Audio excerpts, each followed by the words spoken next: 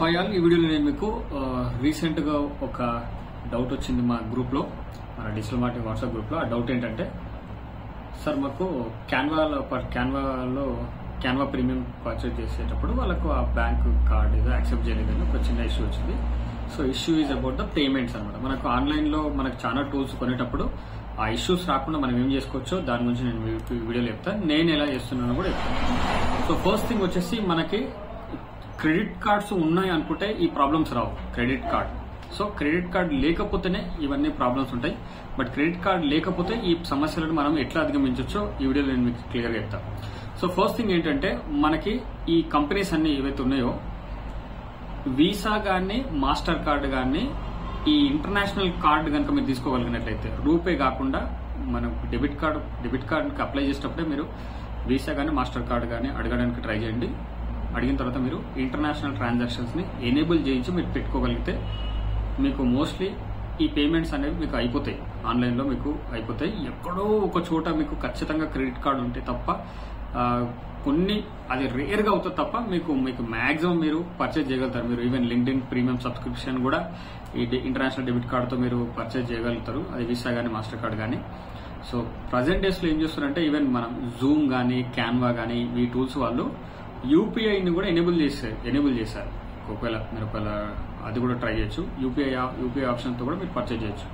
నేను Zoom debit card తో ఉన్నప్పుడు అది ఇబ్బంది అవుతుందని చెప్పి నేను యూపీఐ ట్రాన్స్ఫర్ చేసుకోవడం జరిగింది. యూపీఐ పేమెంట్ మెథడ్ మన ఇండియన్స్ కి అయితే వాళ్ళు తీసుకురావడం జరిగింది. అది చాలా ఈజీ. యూపీఐ ఉంది అనుకుంటే, ఈవెన్ ఇప్పుడు మనం ఆల్ హోస్టింగ్ కంపెనీస్ మన డొమైన్ పర్చేజ్ చేసేటప్పుడు కూడా వాళ్ళు యూపీఐని తీసుకొచ్చారు. యూపీఐ మీకు చాలా ఈజీ అనుకోండి. బట్ యూపీఐ కాకుండా కొన్ని టూల్స్ పర్చేజ్ చేసేటప్పుడు మీకు ఎక్కడైనా ప్రాబ్లమ్స్ వస్తే జస్ట్ ఈ వీసా గానీ మాస్టర్ కార్డ్ గానీ any debit card with international transactions enable ఉంటే బెటర్. ఇంటర్నేషనల్ ట్రాన్సాక్షన్స్ ఎనేబుల్ లేకపోతే ఏం చేయాల్సి ఉంటుందంటే, ఏదైనా మీరు బ్రాంచ్ కైనా వెళ్ళి మీరు అది ఎనేబుల్ చేయించుకోవాల్సి వస్తుంది. దానికి ఇంకా కొన్ని ఉంటాయి. బ్రాంచ్కి వెళ్తే మీకు అన్ని క్లారిటీ వస్తుంది అనుకోండి. ఈ నాష్ అని కూడా ఒకటి తీసుకొచ్చారు, ఏదో ఈ ఎన్ఎస్సిహెచ్ అని. సో దీని గురించి కూడా నాకు ఇంతకుముందు చెప్పిన ఒక పర్సన్.